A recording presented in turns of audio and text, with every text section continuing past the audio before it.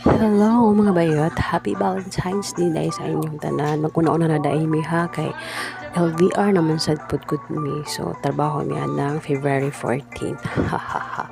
So anyway, karon lang akong unang akong masulti. This is about marriage ha. Usa sa pinakapasalamat na ako sa Ginoo ang kitagaan ko niya og maayong husband. Pero giampo jud na ko ni siya before ko gikasala. Giampo na ko ni sa Ginoo nga unta tagaan ko og bana nga kanang dili man kuan, di man perfect but still nga responsible nga pagkatao, walay bisyo, something like that.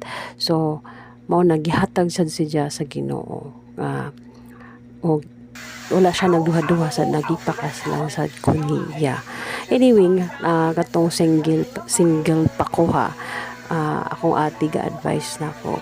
Niya na siya na ako nga wahalag dili gwapo basta lang maayuhon ka, tarungon ka. Mao na inja pinagkilti sa ko. Pero dili wala man sa ko yung mga gwapo nga uya ba char.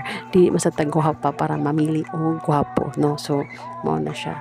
Para na iyang gipang sulti sa ko kasi siguro ang iyang nakita siguro is feeling niya nga lugmo ko. Pero wala ha, actually tanan na mga relasyon nato is dili man jud ta perfect no.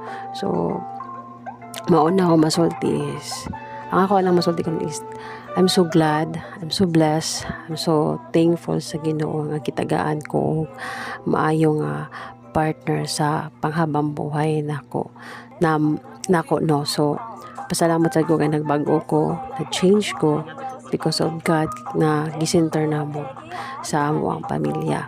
So usa na sad na nga reason nga gilove na ko siya o gipili sad na ako siya kay because magkasinabtanan mi pag about sa Ginoo, magtopic mi about of God, maminaw sad siya o gipush na mo ni kay para sa amo ang pamilya.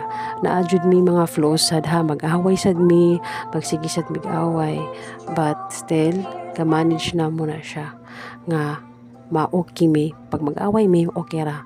Mahadali ra na mo ma-fix. So, maura na siya mga bayot. Happy Valentine's Day. Bye-bye!